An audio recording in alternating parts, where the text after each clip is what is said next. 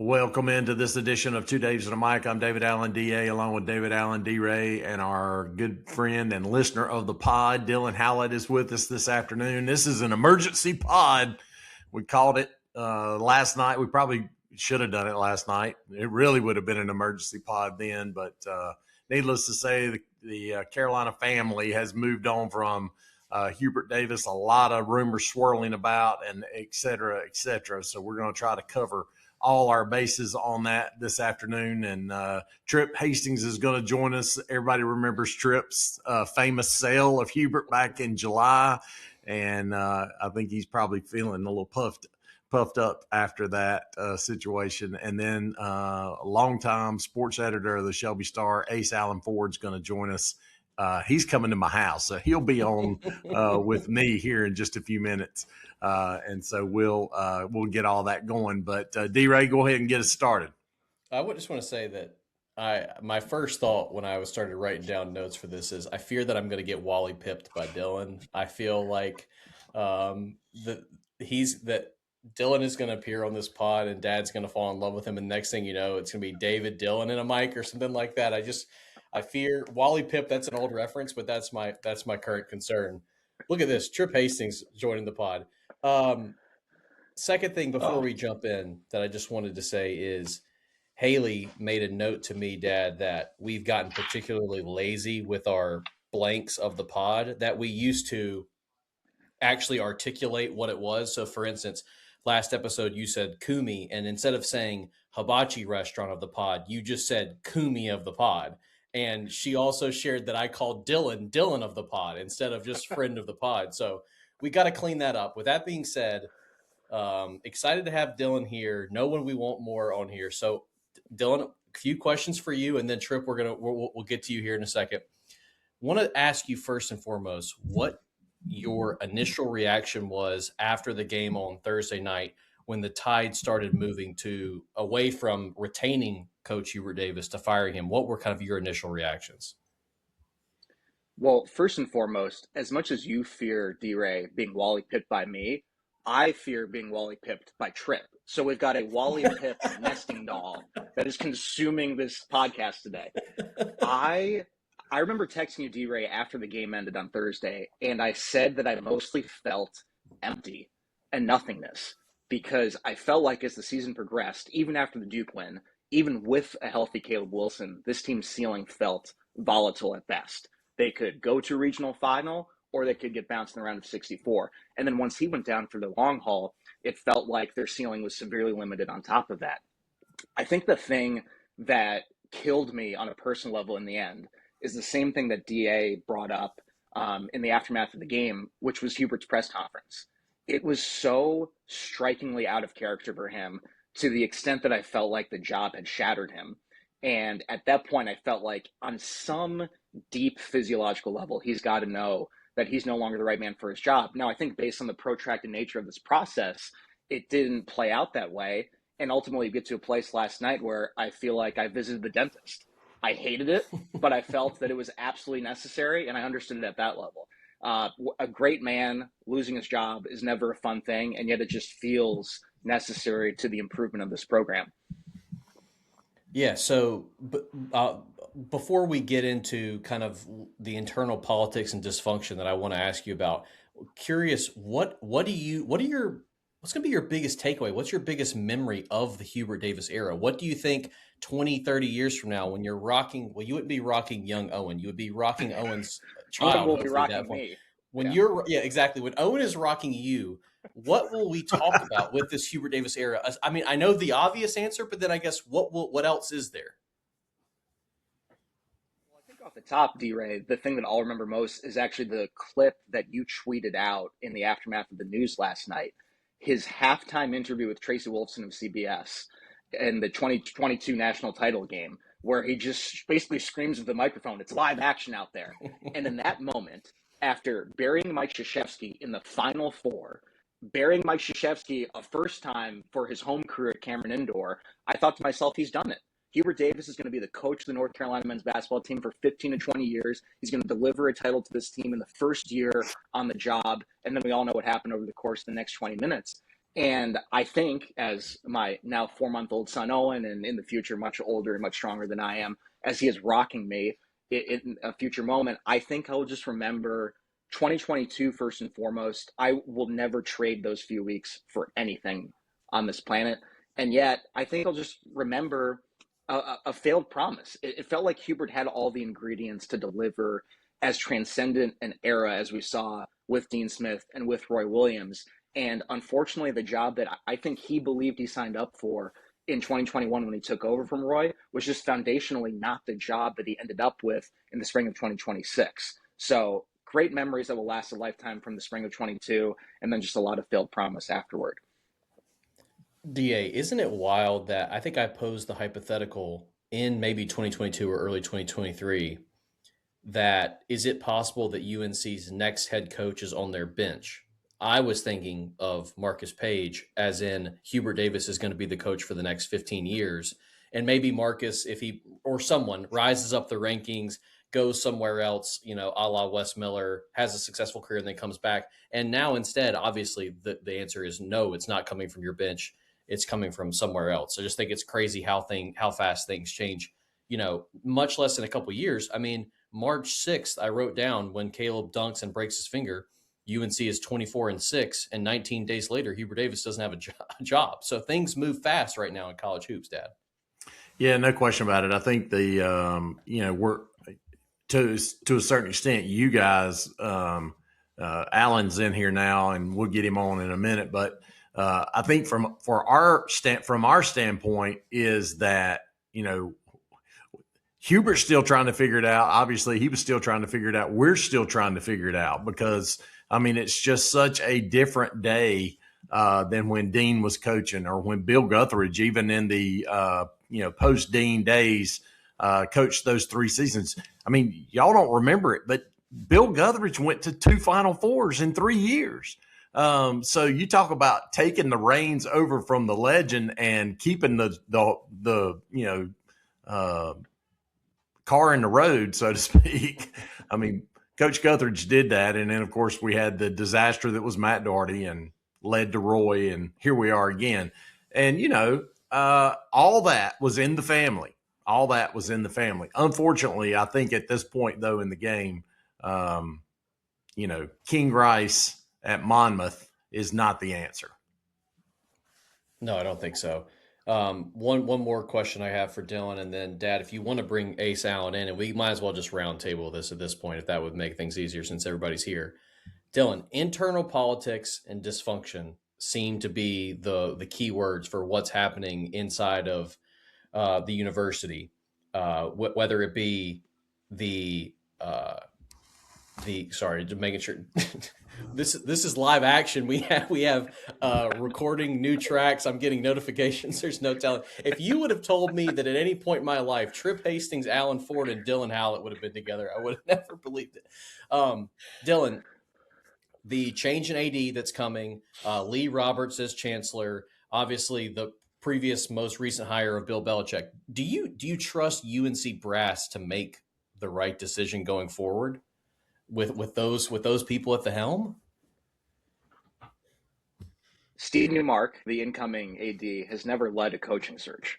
And so on its face, I think the answer to your question is a categorical no.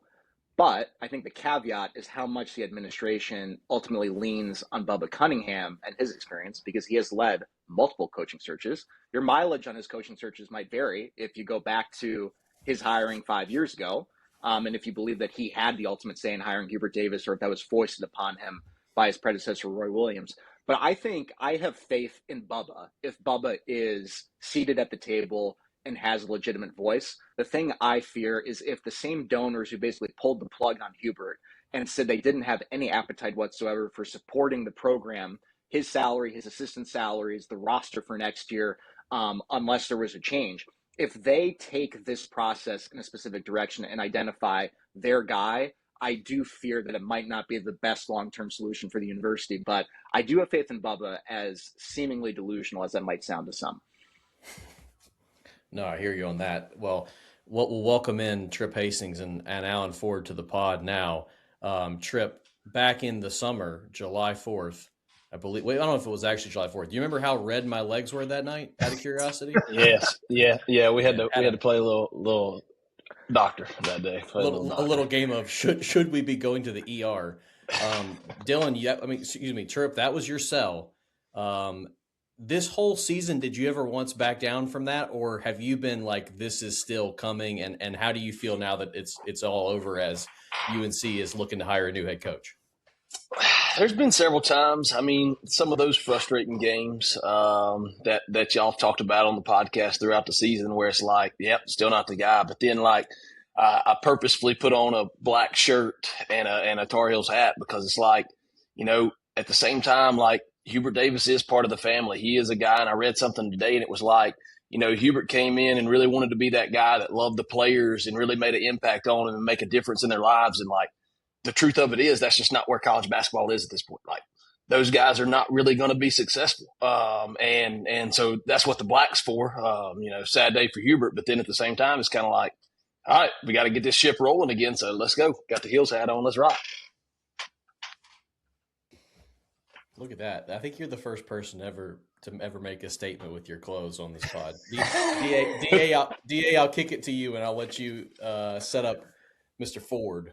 Well, of course, Alan Ford graduated from Carolina back in the day, back when Dean Smith and Carmichael Auditorium were still the spots on campus, or the Carmichael was the spot on campus. But Alan, just kind of give us maybe your perspective on the history of this particular transition from Hubert now to, whoever it's going to be. Well, I heard, one discussion last night, and they were talking about, about a 60-year history, from Dean's influence.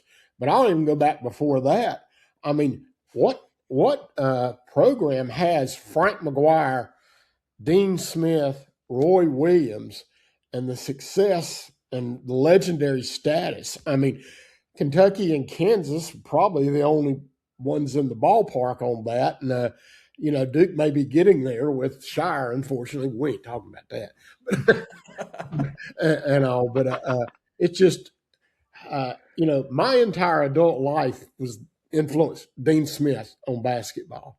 And I saw it in high school coaches around here that did things a certain way, and the way they treated their players, or the guys who didn't do it, would throw their kids under a bus when they lost, and that, of course, was not the Carolina way of doing anything.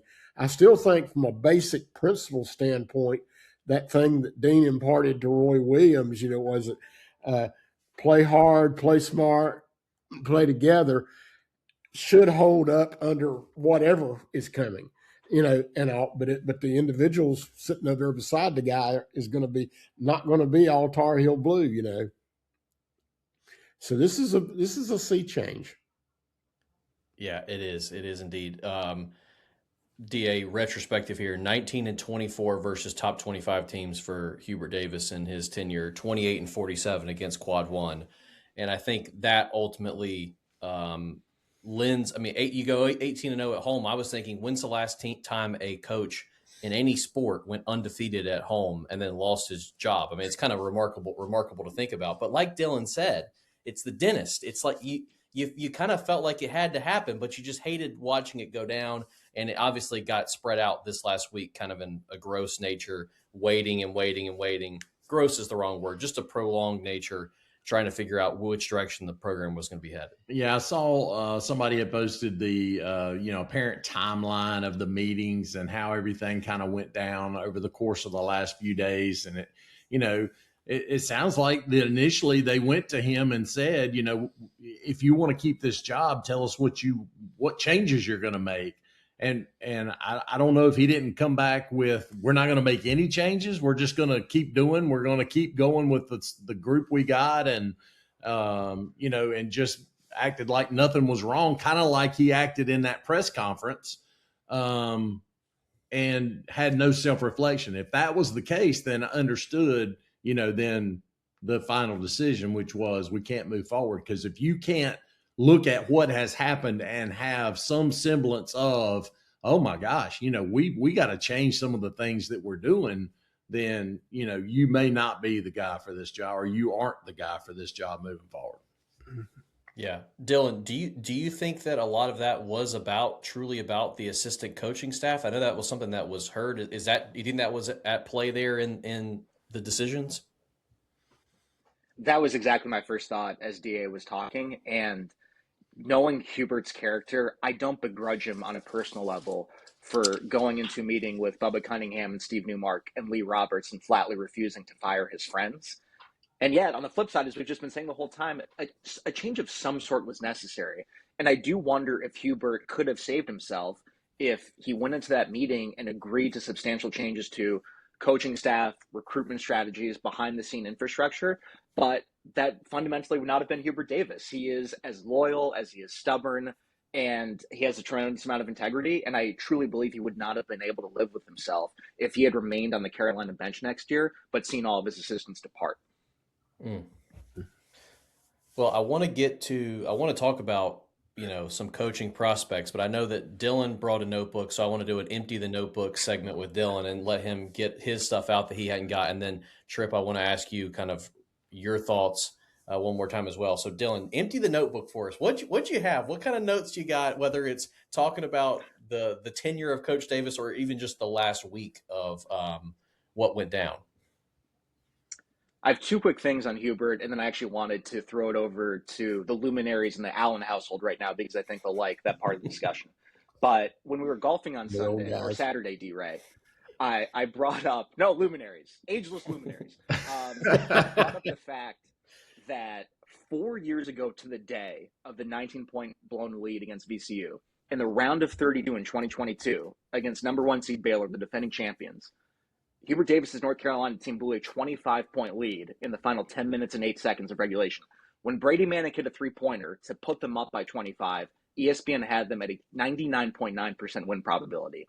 And over the course of the next 10 minutes and 8 seconds, Brady Manick got ejected, Caleb Love fouled out, the team committed 10 turnovers, and they went into overtime. Now, they ultimately won, but I think for the folks who are so fixated on the here and now and are just gobsmacked as to how this university could fire a coach who won about 70% of his games and had this unfortunate implosion in the first round of this tournament, these deep-seated issues have been here for 4 or 5 years. It didn't just show up overnight.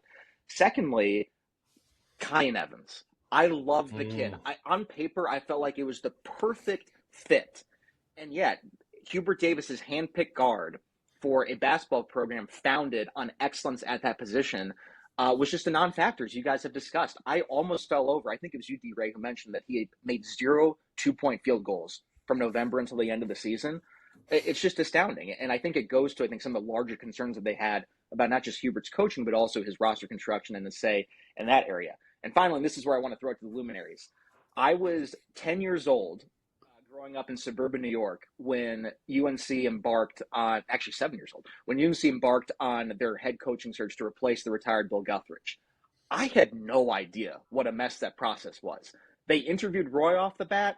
The Durham Herald-Sun reported that Roy accepted the job. Roy had not. They had to retract it. Roy stayed at Kansas.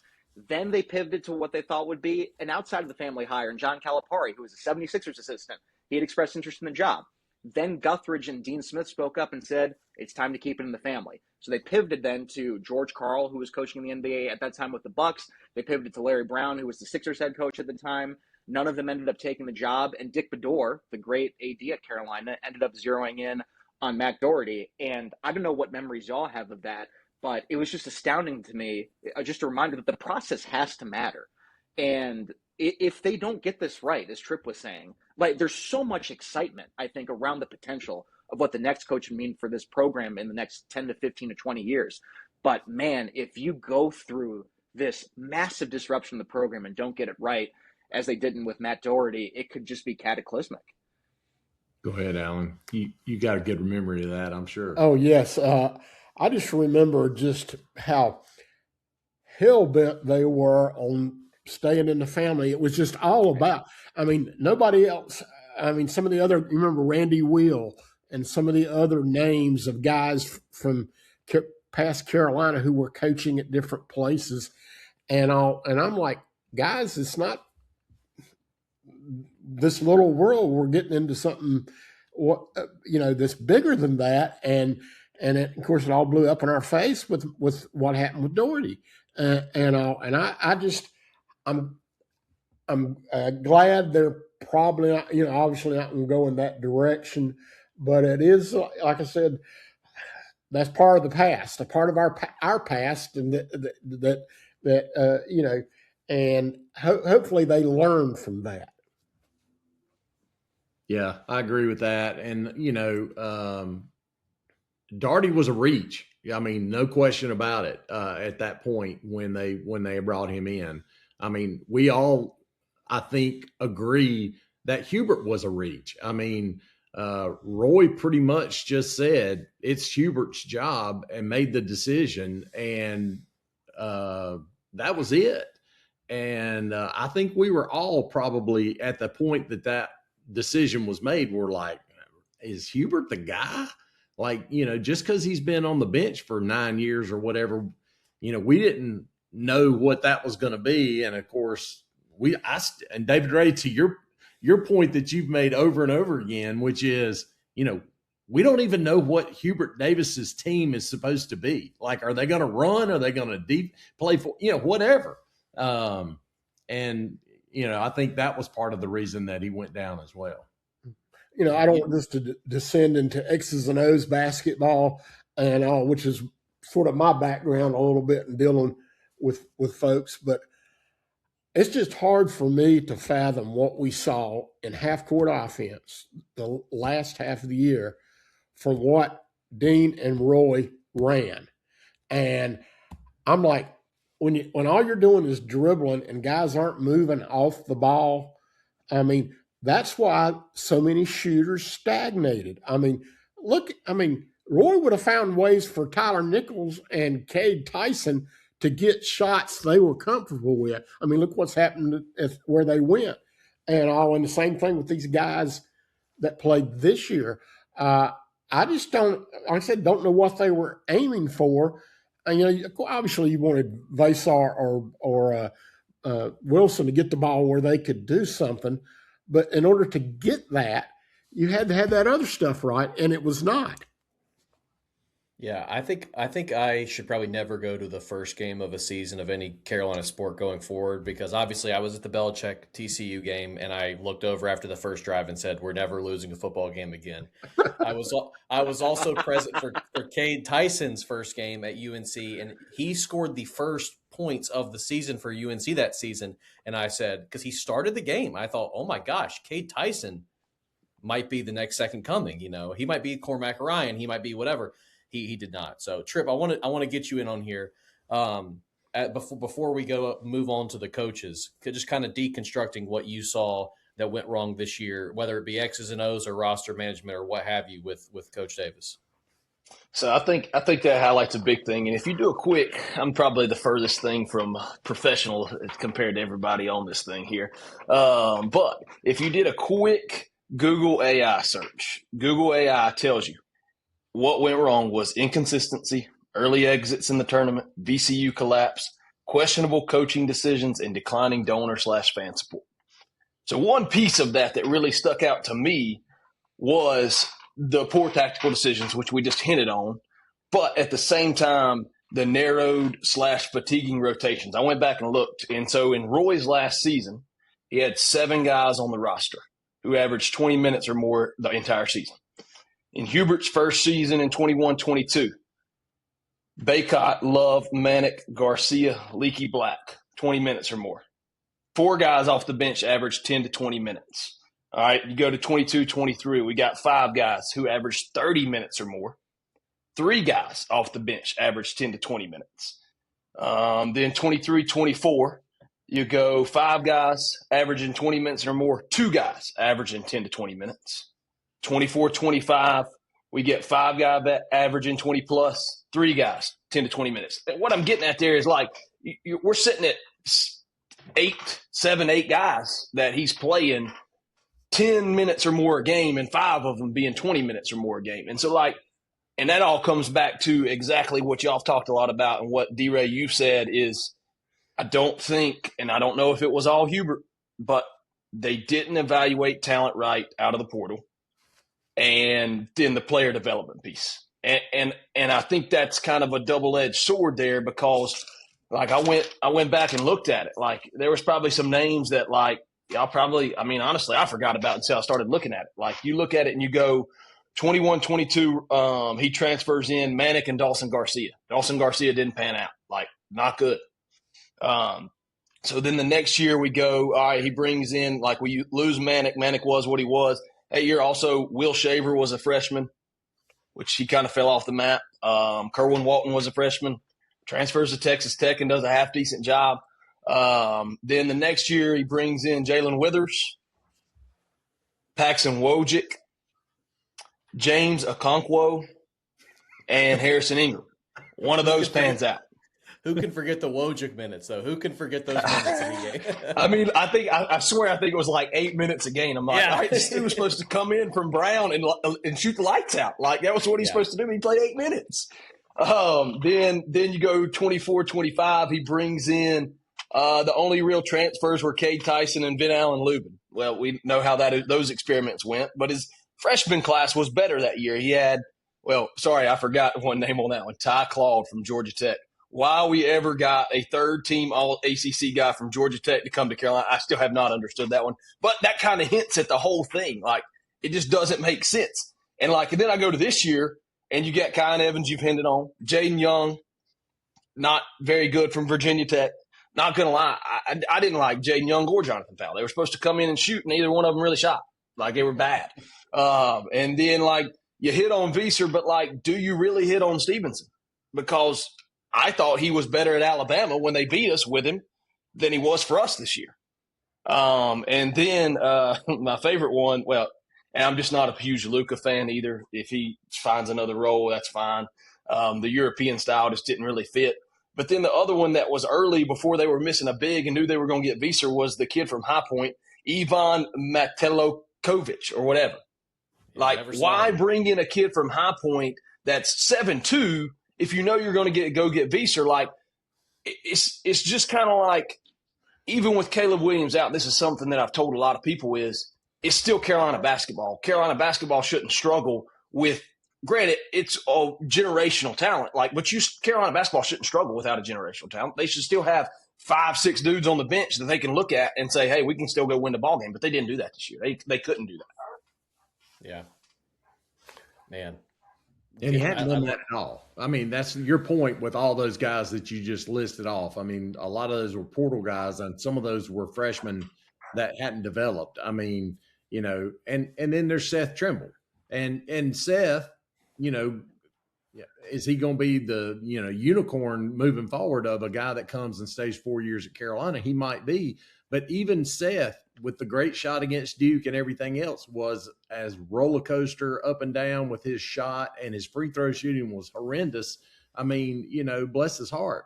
I hate it. But, the depth and the talent has just not been there. I was just thinking that, and maybe this is a discussion for a different time, but it seemed like the approach to get guys was they all had flaws in their game. You didn't get a guy who was an overall well-rounded thinking basketball player that could, hey, on a night he doesn't score at all, can have a good floor game, set screens, rebound, play defense, obviously. And all these guys had something, big hole in the game, which maybe is why they left where they left. But, and you thought, well, maybe they could patchwork this together. But we saw by 10, 12, 15 games into the season, that really wasn't an option. Yeah, I mean, Alan, that's a great point, because if you think about it, the guys who have transferred out who do have dominant skills, it seems like where they went, they found a way to accentuate them. Mm-hmm. Minnesota found a way to make Cade Tyson work. Minnesota also found a way to make Dawson Garcia work, which was crazy when he went there. Lubin is a perfect example of a guy who it took 3 months for us to figure out that he should be starting at the 5. It took way too long to figure that out. So I do want to say Tripp said he was potentially the least professional person here. Let's go over to Michael, who I can only say looks like Peter Parker right now. Mike, I think you look like you could break out of your costume and become Spider-Man. Oh, my. Thanks for joining I'm glad I could be here. That's the nicest thing that anyone's ever said to me, by the way. For the people who don't know, this right here, this Spider-Man, The crotch of Spider-Man. the Spider-Man made out of motorcycle parts sits on my desk. Peter Parker, wow. Have y'all talked about how bad it's going to be if y'all don't do a good job of hiring the right person? I feel like Dylan was talking about it. Let's turn to hire. Michael. You give us your spiel here. Dude, I was just going to say, I'm not saying, obviously, just for the context, if you're a weekly listener of the pod, I don't really care about UNC athletics. So I just want to say, somewhat as a third party here, if you guys move out of the Smith Center and hire somebody outside of the family, that's looking like some Sith behavior. I'm just saying. Duke all of a sudden playing in a high school gym with somebody who is homegrown, all of a sudden starts to look like the Jedis and starts to look like the good guys. So I think that maybe we should look in the mirror a little bit, because seriously, if y'all end up hiring outside of the family and move somewhere off campus, that is not going to be good. Well, I don't know what tradition you will be able to lean on. So if you do hire outside of the family and move out of the Smith Center, you better damn win basketball games, because if you don't, I think it's going to be not good.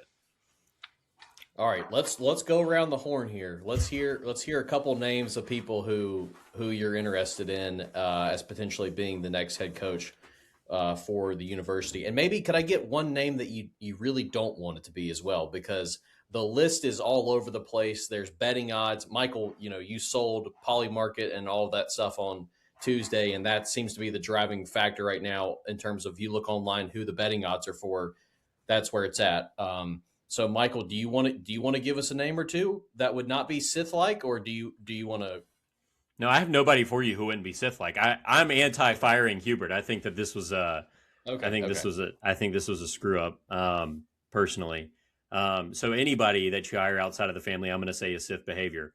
So Mike wants Jerry Stackhouse. We heard that. Hey, me and Malik were texting about that this morning. Jerry Stackhouse, call him out of Golden State, get him over here. No, I think if I were making a prediction, I don't know what the odds on Dan Hurley, but I do think that Mike, that's Sith. That is definitely Sith-like behavior right there. Y'all are the Sith. You're the ones that are firing your homegrown coach and moving out of the Smith Center. It's y'all.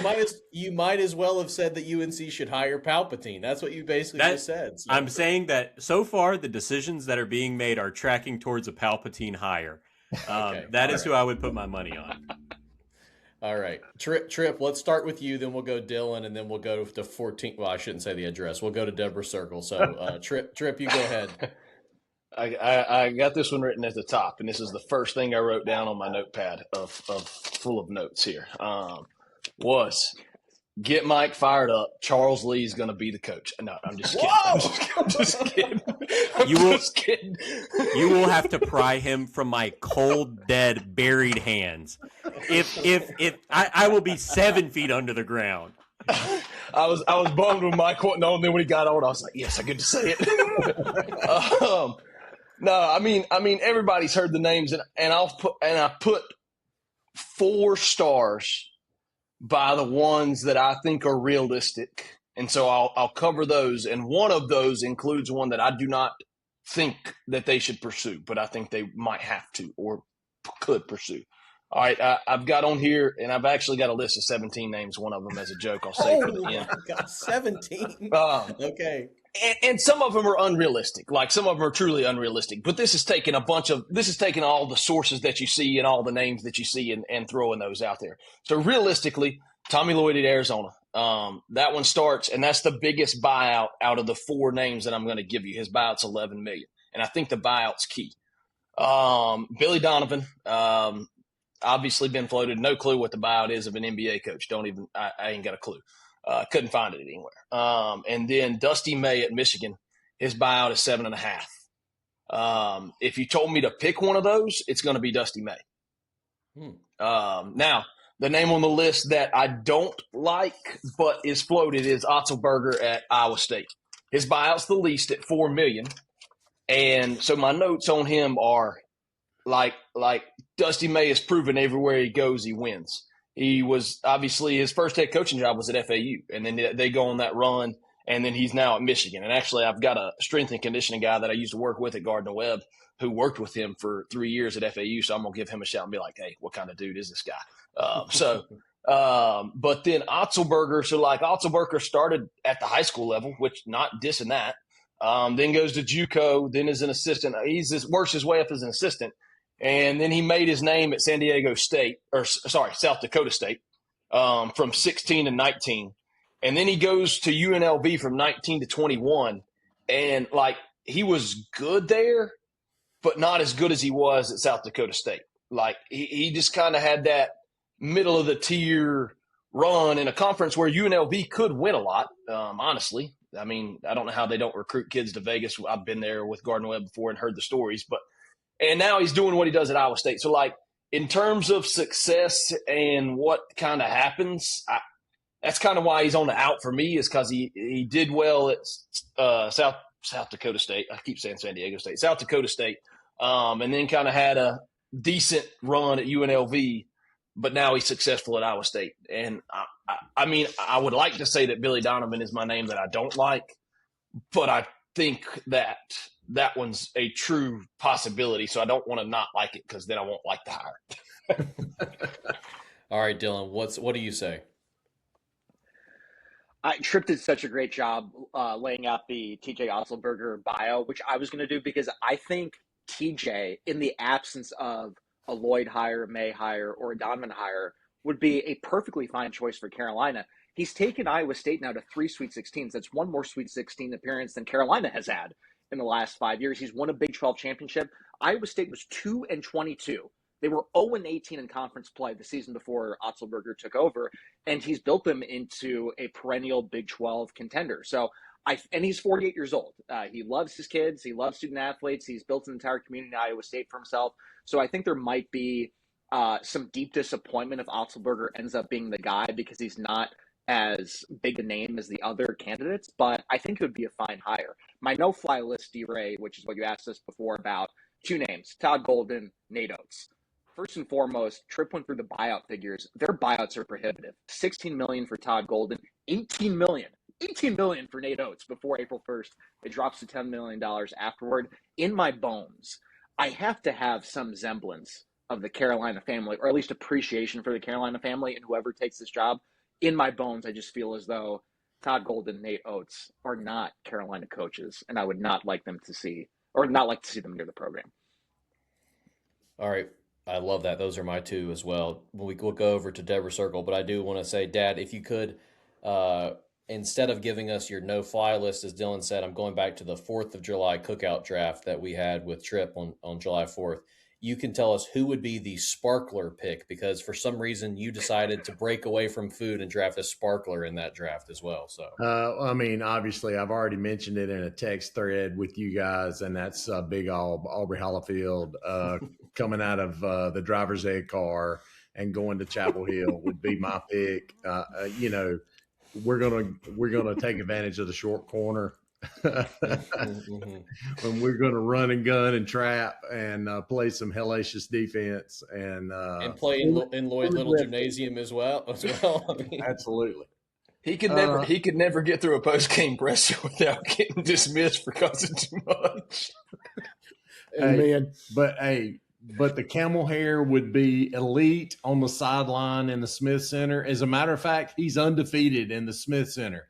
He is 1-0. With the state championship back in 2009. So,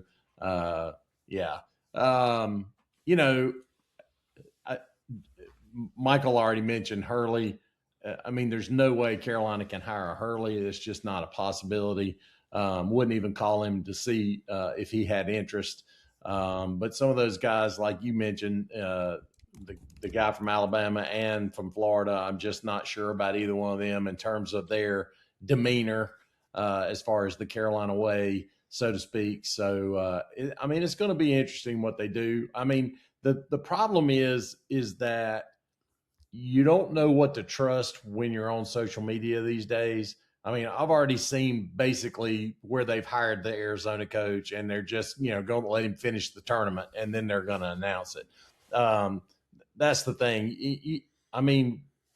like what's a good source of I mean, I know ESPN or whatever, but you know what I'm saying? You can't trust any post you see on the internet, and that's just crazy too. Who do you think, Ford, what do Alan? you say? Well, I would, except for the money thing, I would be for Lloyd because he sat beside Mark Few for so many years, and Mark Few and Roy Williams had a very similar style and understanding of the way they wanted basketball to be played, but he may be out of the loop. And that being said, the Iowa State guy as a backup, because he's never had the advantage of having big NIL money behind him. He had one of the lowest of any of the Power Five conferences, and look what he's done. What could he do in evaluating talent if he could go get the big guys that left many of the big name programs and wanted to be part of the Carolina situation? And I'll echo the same thing on the Hurley family. I could preach an hour on that right now, starting with their father. I know a lot of things about him from his high school or whatever, and it ain't good. I mean, yeah, my hope is that the interview process revolves around player development and who has been able to get the most out of the people that they've had on their teams, because UNC, whatever job this person is in, when they get to Carolina, it's going to be a little bit easier to recruit, should be a little bit easier to get people in the transfer portal with the money. It's all about what you can do with them when you get there. I don't know why. We'll clip this if it ends up being right. I have a sneaky suspicion that it is no one on our list. I don't know why. It just feels like one of those things where it's going to end up being Mark Few instead of his predecessor, or it's going to end up being it's not going to be Kenny the Jet Smith. Like, I don't know if you guys saw Stephen A. Smith said today on First Take. For some reason, it's just like there's things in your life that you know are coming and you can't picture them happening, and then they don't happen, and you go, I think I knew something. For some reason, I can't imagine the Iowa State head coach taking over for Hubert Davis and stepping in. I can't see it, and maybe it will happen, and we'll figure it out. But for some reason, I'm afraid they might go off the board, and it wouldn't surprise me if they do. So that we've done everything that I wanted to do in terms of UNC. Wait, can I? Is there any? Yeah, Mike, go for it. I was just going to say, like, some of the I looked it up. According to SB Nation, last year y'all spent $14 million in NIL money. Yeah, and I would say Dylan and I would have people who would say it's potentially. Wait, is it slightly more? Yeah, it's slightly more than what is said. Yeah. The only thing that I wanted to point out again, kind of as it seems to be the only person here who's maybe we shouldn't have fired Hubert. It's like you start to do some of the math on the buyouts between his $5 million and some of these other fellas. It's starting to kind of sound like a budget and something that would be helpful, especially if I've been searching all day. Has Mingo decommitted? That's all all I have to do is type in H, and Google knows what I'm looking up there. So that's money that I'd be trying to throw at some fellas. Just saying, it's a lot of money, not unsubstantial. Well, yeah, Michael Jordan to give us 50 mil or something and help us out. What were you going to say, Alan? What? No, I was just going to say, when it comes to the money aspect, I've sort of been told by a couple of people that is not an object. You'd hope so. I'm like, wow, because that's not the North Carolina that I knew 25 years ago. But nowadays, I mean, you got Rashid and Jordan and Carter and everybody with all their connections. Who knows that they hit up with some alumni friends of theirs who've got big bucks. So who knows? But I've been told by a couple of people that money is not really the biggest object right here. Trip, were you going to go down your list of 17? Is that what I was going to get? Because no. You don't want me to do that. I was kind of excited. You don't want me, but Yeah, well, me too. I mean, I can throw them at you real fast. It included Nate Oates and Todd Golden. The one wild card that I will say that I just now realized that I wrote his buyout is less is McCaslin at Texas Tech. His buyout's $10 million. I mean, I've seen Byington's name thrown out, but like, what has he really done? So, like, he did good at Vanderbilt this year, but like, is that everything you need? I've seen Few, Jay Wright, Scott Drew, Kenny Smith. I saw something where it said Brad Underwood and Ben McCullum. But here's what the last two were. One was that had kind of family-ish ties was Mike Malone, whose daughter plays volleyball at Carolina and no longer coaching in the NBA, but wants to coach again. That could be a wild card. And then my favorite one that I wrote down was, let's see if anybody knows who this is, Luke Murray. Nobody knows who it is. Exactly. And I was like, what is the tie here? And some column had wrote, it was from Brandon Griffin of SB Nation. Don't know if either of you two know who that is. He writes for the Tar Heel blog, and it says, he is a UConn assistant, and his dad is Bill Murray. Could you not imagine Bill Murray and Michael Jordan sitting side by side for a Space Jam reunion in the Smith Center? We would just be missing Bugs Bunny, bro. All we would need is Bugs.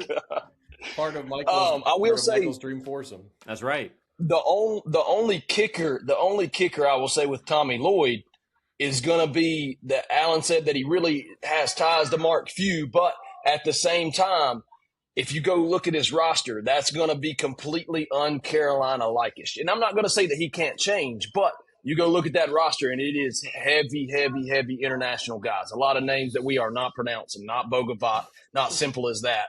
But I think it's really crucial for somebody to understand how rich North Carolina is in basketball talent and being able to capitalize on that as well. And that's kind of one holdup I have with him is he going to realize that, or is he going to stick to that international market that he really likes a lot of? Well, that's interesting because there's so many coaches that have their niche of what they go after. And I think about when Roy was at Kansas, when he took the job at North Carolina, we thought he's going to have all these 6'10" tall white fellas come in and play who get out. And, of course, Hansbrough and Zeller were about the only two of those in that category, although, I mean, I really appreciated a lot of the other folks that he brought in. But they'll go away from their niche if they have to get what they want on the floor. Love it. All right, Dad, my thought was before we go here, because we're approaching 5 o'clock or 6 o'clock, whatever time it's going to be, do we dare ask our guests of the pod, do you guys have any buys or sells you want to get off your chest? Because Tripp is 1 for 1. I mean, he sold Hubert and it came to fruition. So just wanted to give space in case one of you had something. I will buy you a minute of time, Dad, if you need to explain the goal of this right quick. Well, buy or sell segment, bottom line, if you really got something on your nerves right now and you want to sell it. If you got something that you just really love, like Sundrop, you buy it. So, right. So I'll buy a couple of times. I just want to say, I went to Trader Joe's on Sunday at about 4 o'clock, and there were 10 plus employees actively moving things from one shelf to the other. They seem to have no interest whatsoever in keeping a grocery store looking the same day to day, hour to hour, week to week. And there were 1,000 people inside the store. I love Trader Joe's. That's why I drive to Chapel Hill to go shop there. But on a day when there are 100 people in there, could we maybe not send half of our staff to move protein bars from one shelf to the other? That's my only question. So that's my sell. Tripp or Dylan or Alan, you guys have David Ray. You want to get off? I just need to tell you, that's like the greatest take I've ever heard in my life. The other day they were Peter. They were readjusting all of the meat the other day. And I was like, there was like 4 people adjusting the meat. I was like, dude, it's Sunday. This is grocery day. I think aside from the Sabbath, this day is most known as being grocery day. What are we doing here? All right. Sorry. I'll pass along. Yeah. Anybody? It's okay. If you want to pass, it's fine. I can buy you some time. I think that we need to make it easier to give people nicknames. I think this is Bill Simmons talks about this sometimes. Modern nicknames are typically just like abbreviations or shortened versions of people's names. I thought of this today because I searched Sean Murphy, and it turns out that the main character on the show, The Good Doctor, is named Sean Murphy. So Sean Murphy, the catcher for the Braves, his new nickname is The Good Doctor. I'm putting that out there. That's like the dopest nickname ever. I would buy a shirt that said The Good Doctor, and had like an image of Sean Murphy. So up with nicknames. We need better nicknames. I like All it. Right. Tripp, you got anything? Yeah. I'll go a year in advance or a timeline in advance again. I'm gonna and hitting on this one since it's opening day. Kind of. I mean, it's the first game, one game. I'm selling Jurix and Profar. I think he will swing and miss again year 3. He will once again. I had this discussion the other day of whether the third time's the charm with him, and I think the third time is the charm. He probably fell again next year and just screw up the whole start to the season. Had a good outlook for the Braves. Would have been a great. I saw the disagreement of whether Profar didn't want to just DH. He wanted to also play in the outfield, and they were like, "Look, hey, we got 3 dudes out there that can do it. Now it doesn't freaking matter." So you know what? Yeah. Sell him. He won't make it again. There you I go. like that. I like that. All right, Dylan, what do you say? I'm so grateful for this opportunity to dip back into the 2 Daves and a Mike archives. I'm going to buy Michael's pronunciation of the Edmonton Oilers head coach that he uttered on a podcast maybe a year and a half ago. Michael, I am so proud of you for talking hockey on this show. I just wanted to reach through my phone and give you a hug. And while you were talking about the Oilers and Panthers Stanley Cup final, you mentioned a name. And I almost drove off of I-40 because I had no idea who you were talking about. And I had this existential crisis where I, who has watched thousands of hockey games in my lifetime, is now being shown up by a podcasting rising star who suddenly knows about this obscure player that I've never heard about. And then I thought about it more deeply, and I realized that when Michael referred to a man by the name of Noblo, he was referring to Edmonton Oilers head coach Chris Knobloch. And I am so proud of you, Michael, for the work you showed and just seeing the phonetic pronunciation and committing to it. And I have never forgotten it. And I just want to reach through the screen and give you a hug. So thank you for bringing hockey to this program. Dylan, it's my honor to bring hockey to the program. Do you remember what I was saying? Like, why on earth was I talking about this gentleman? Do you know? I think you said, was he look a villain or something? I don't remember. I had to have been selling him. There's no way. That's incredible. Oh, man. Thank you for buying me. I really appreciate that. I'd love to go to Alan now to round it out, but Dad just muted the screen. I don't know if we're going to be. Here we go. So he was dipping into the sun drop. No, no. It sounded like the lawnmower next door was driving in the front door, and I was trying to close the door. That would have been a hell of a turn. All right, Alan, you got anything? Oh no, this is out of my league. Y'all are doing fine. I'm an old-fashioned fella. I like to talk about the Braves and other decades and the Yankees in the 50s and 60s and stuff like that. And this isn't that group to be doing that with. That's all right. We're buying old time's sake. That's what we're buying right here. Yeah, there we go. Dad, I think we might need to do the decades with Alan. That's what we do as a future spinoff. We just start with the decade, work our way here. Dad, anything you want to say? No, I'm out. I just would say it sounds like North Carolina State might be losing their head coach this week as well. So keep everybody posted on that. It sounds like Wade's going back to LSU. Yeah, if that happens, it's just going to be extraordinary. Kevin Keats to the Tar Heels. You're here first. Or Herb Sendek. All right, Tripp, Dylan, Alan, thank you for being here for a very fun, chaotic roundtable emergency episode. We'll get this posted. We appreciate you being here.